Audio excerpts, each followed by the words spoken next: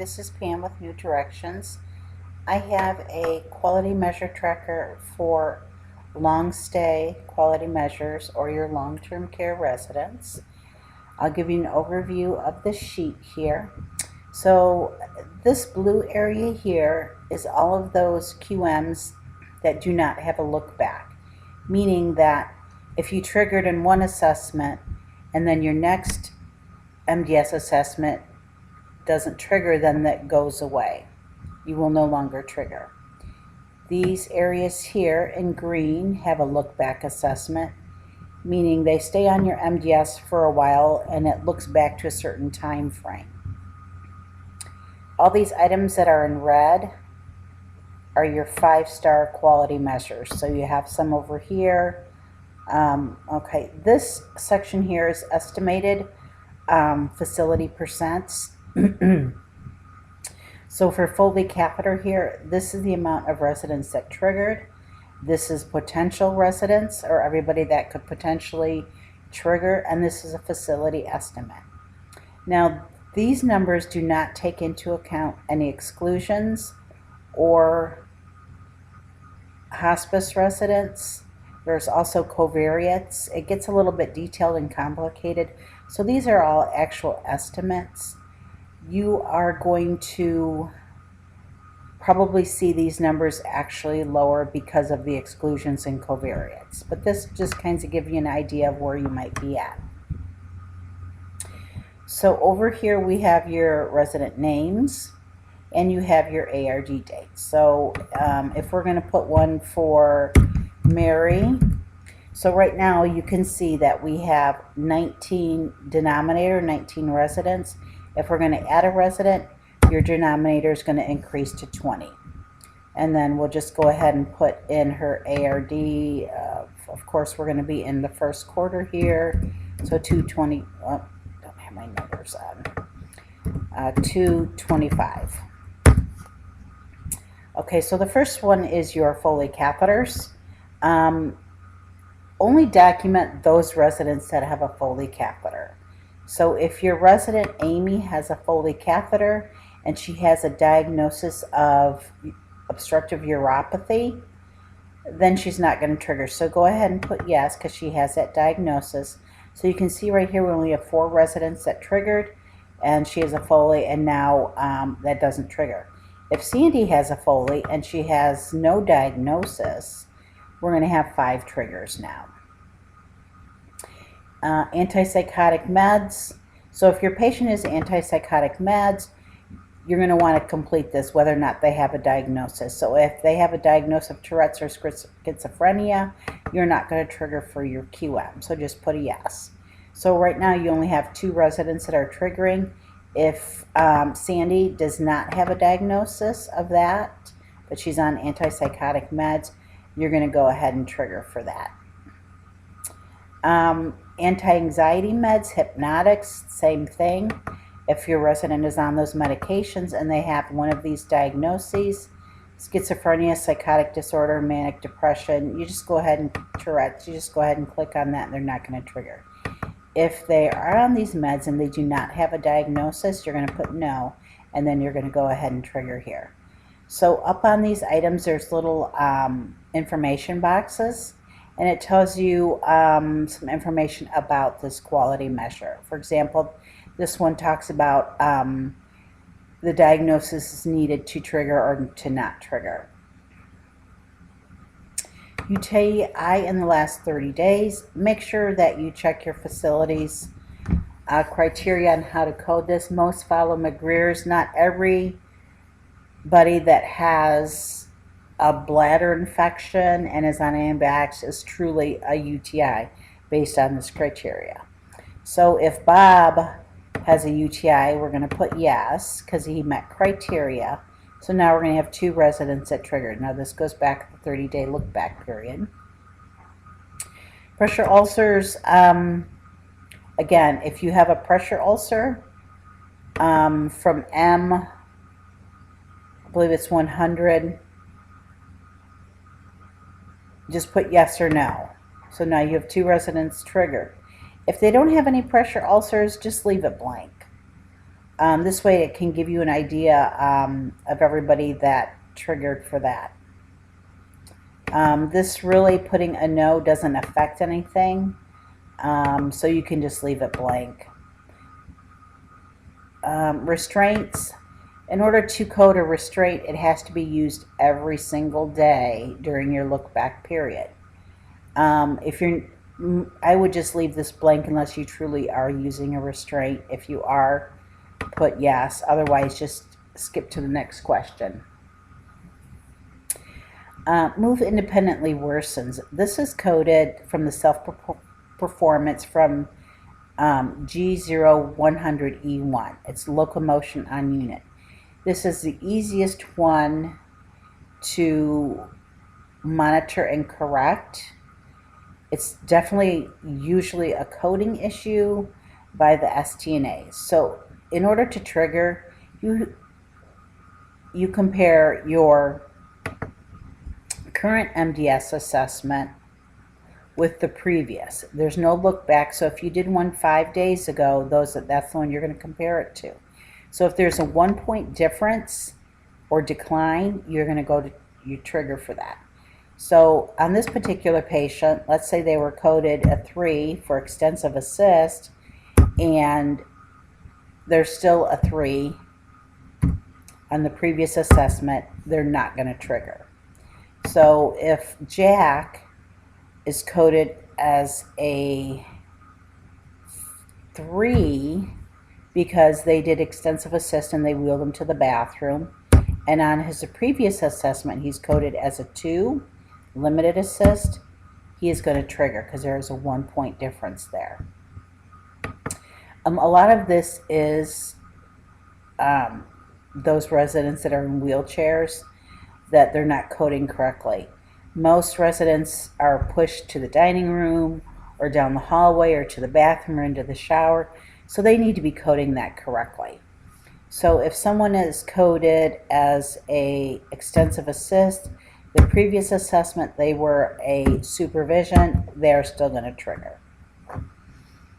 Okay, so as you can see here, we have 4 people that triggered, and here is your number 4. Behaviors affecting others, that comes from section E, 200, 800, and 900. So if you did have some behaviors, you can go ahead and check yes. Depression, that is, I believe, a PHQ of 9 or greater. If you triggered for depression, go ahead and mark yes. That comes from the PHQ 9 assessment. Bowel and bladder. Triggers when your bowel or bladder is coded as frequently or always incontinent. And basically, you're just going to put a yes. If it's a no, I would just leave it blank. Basically, if someone's triggering, you want to put this down here. So we can put, who's this? Jack triggered, actually Jane. And then we can put Sandy as triggering too for bowel bladder incontinence. Weight loss, this basically comes directly from the MDS. Again, if it's triggered, you can put a yes. There's not much you can do to change this. It's really depending on weight, and it goes back up to 6 months. I'm going to come over here to your green section. These are the ones that have a look back. Date of last fall without major injury. You can go ahead and track this if you'd like. Falls without injury are staying on your MDS 275 days. So if you put your date of your last fall, 2/15/20, your fall is going to fall off on 9/16/21. So if Jane had a fall on 1/12/21, her fall is going to fall off on 10/14/21. It's a lot of work to track falls. It's kind of uncommon that you have residents that don't fall. Okay, the next one is falls with major injury. Okay, so your major injury includes fractures, joint dislocations, closed head injury with altered consciousness, and a hematoma. So again, this one has a look back period of 275 days. So Bob had a fall with injury on 10/2 of 20. That's going to fall off on 7/5 of 21. So at this point, you'd want to go ahead and do another MDS on 7/6. That way that fall with major injury is going to fall off. So if Barb has a fall on 1/20 of 21, that's going to stay on there till 10/23 of 21. You do want to try to get these off your Casper reports because they do take away a lot of your points. Okay, the last QM we're going to talk about is decline in ADLs. It looks at several areas. Actually, your late loss ADLs, your bed mobility, transfers, eating, and toileting.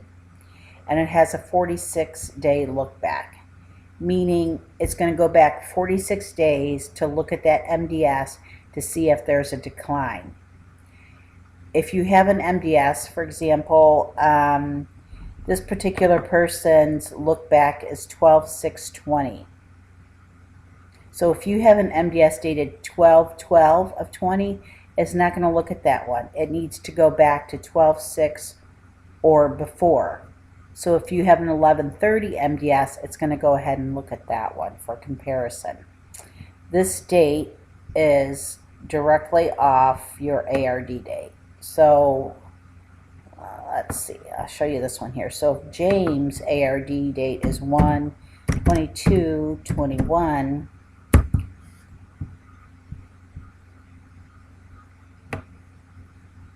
So what did I do, James? So his look back is 12/7 of 20. So when you're figuring this out, you're going to want to look to see how far back you need to go. Okay, and you're basically going to code your self-performance for these areas.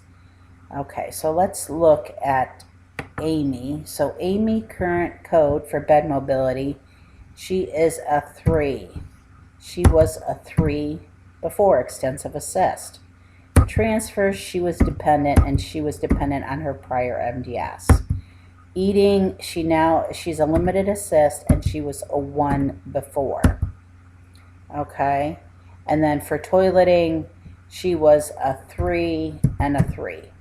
Okay, so you can see she only has a 1-point difference in her ADL scores, and this comes from this one right here. Now, if somebody has a 2 or 3 or 4-point difference, they're going to trigger for this decline in ADLs. So let's look at Sandy. So Sandy is a 4, and she was coded as a 2. Okay.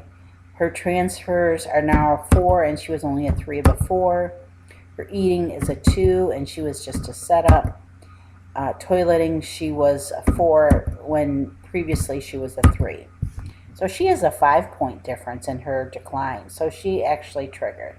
So up here you can see the residents that triggered, how many potential residents could be included in the denominator, and then estimated facility percent. That's pretty much it. So you can rename this sheet. You can rename it first quarter QM. When you're moving on to your next quarter, just do a right click, move or copy. We're going to create a copy. Creates identical copy. Okay, and now we're going to rename this one. We're going to do second quarter QM. So now as you progress through your quarters, you're going to have your own worksheet to see if they triggered before as well, so you can kind of do a comparison there. This sheet is available for purchase at mdsworks.com. The video can be seen there as well as on my YouTube channel. You have my contact information up here. on where to get the sheet, or if you have any questions, you can send me an email directly. Thank you.